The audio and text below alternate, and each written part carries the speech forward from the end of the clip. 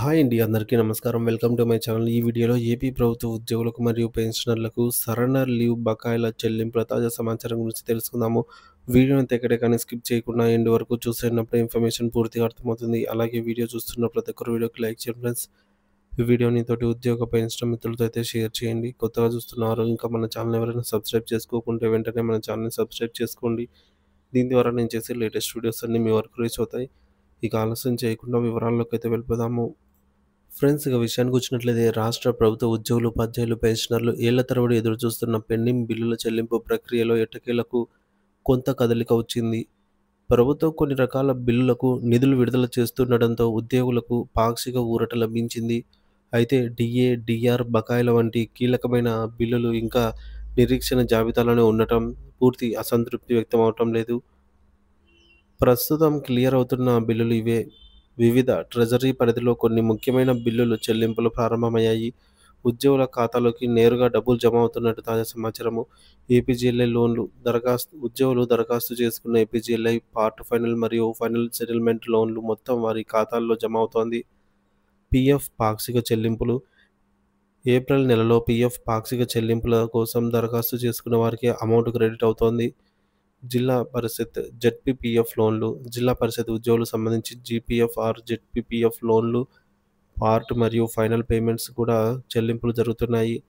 Medical reimbursement బిల్లులు. చాలా కాలంగా పెండింగ్లో ఉన్నటువంటి కొన్ని మెడికల్ రియంబర్స్మెంట్ బిల్లులు కూడా దశల వారీగా మోక్షం లభిస్తుంది. నిరీక్షణ జాబితాలో కీలకమైన బకాయిలు.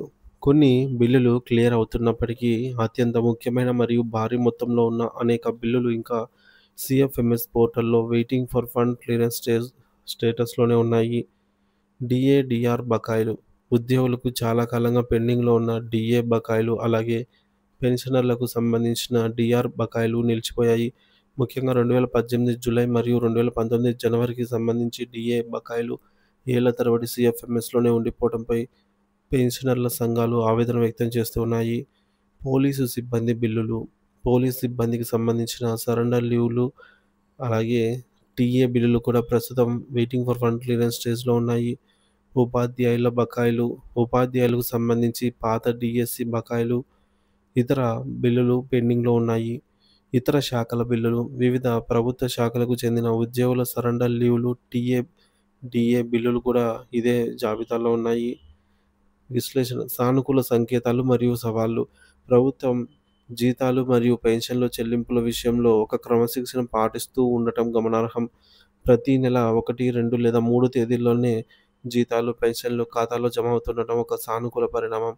ఒకవైపు జీతాలను సకాలంలో చెల్లిస్తూనే మరోవైపు పెండింగ్ బిల్లులను దశల వారీగా క్లియర్ చేసేందుకు ప్రభుత్వం ప్రయత్నిస్తున్నట్టు కనిపిస్తోంది.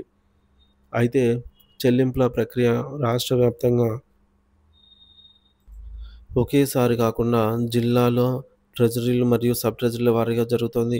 దీంతో కొన్ని జిల్లాల్లో బిల్లులు వేగంగా క్లియర్ అవుతుండగా మరికొన్ని జిల్లాల్లో జాప్యం జరుగుతోంది. మీ బిల్ స్టేటస్ తెలుసుకోండి. ఉద్యోగులు తమ బిల్ యొక్క ఖచ్చితమైన స్టేటస్ తెలుసుకోవడానికి సిఎఫ్ఎంఎస్ అధికారిక వెబ్సైట్లో లాగిన్ అయ్యి మీ బిల్ నెంబర్తో చెక్ చేసుకోవడం ఉత్తమమైన మార్గము.